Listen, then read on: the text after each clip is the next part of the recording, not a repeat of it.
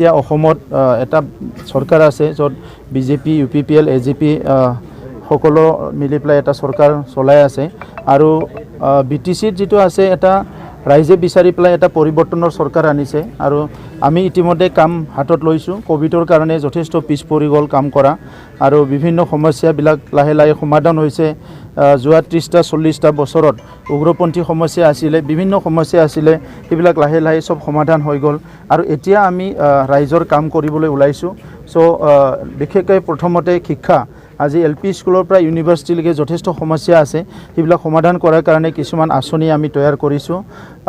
খেতিয়কসকলৰ কাৰণে এটা ভাল সাইন্টিফিক ৱেত কেনেকৈ খেতি কৰিব লাগে ইয়াৰ কাৰণে আমি আঁচনি তৈয়াৰ কৰিছো নিবনুৱাসকলৰ কাৰণে যিখিনি গভৰ্ণমেণ্ট জব খালি আছে হিটো অতি শীঘ্ৰে পূৰণ কৰাৰ কাৰণে আমি আঁচনি লৈছো ওহা 12 আৰু 13 14 হাই স্কুল টেডৰ এপইন্টমেন্ট দিয়া হ'ব আৰু ইয়াত একদম নিকাভাৱে পাব্লিকলি হিটো এপইন্টমেন্টটো মানে থ্ৰু ডিজিটাইজ এটা প্ৰক্ৰিয়াৰ মাজেলে কৰা হ'ব ইয়াৰ পিছত LP ME এৰ যেটো আছে ইয়াৰ এপইন্টমেন্ট প্ৰক্ৰিয়াটো আৰম্ভ হ'ব আৰু এইখিনিত শেষ নহয় প্লাই যিখিনি বাকি ৰব সেইখিনিৰ কাৰণে আমি অতি শীঘ্ৰে এটা BTC এৰিয়াৰ কাৰণে টেট অনুষ্ঠিত কৰিম ইয়াৰ বাহিৰে যিখিনি যুৱ যুৱতীসকল আজি বাহিৰত যায় আছে সেই সকলৰ কাৰণে এন্টাৰপ্ৰেনাৰশিপ ট্ৰেনিং আমি আৰম্ভ কৰিছো আৰু ডিফেন্সত বিশেষকৈ আজি NDBৰ কাৰণে ভাৰত চৰকাৰে কৈছে যে মিলিটাৰী প্যাৰামিলিটাৰীত NDBৰ যেটো এক্স NDB ওয়াৰ্কাৰ বিলাকক আমাৰ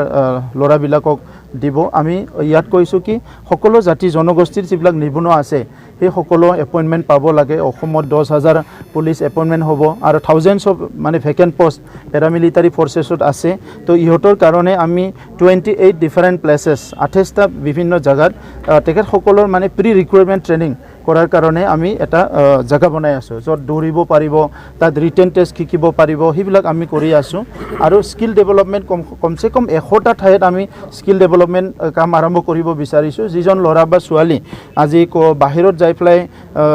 বিভিন্ন হাজিৰা বা বিভিন্ন কাম কৰি আছে তেখেত সকলে 8000 10000 পইচা কামাই আছে যদি স্কিল কৰি পঠাব পাৰো তেখেত সকলে 30 40 হাজাৰ কামাব পাৰিব তো সেই কাৰণে আমি সেই কামবিলাক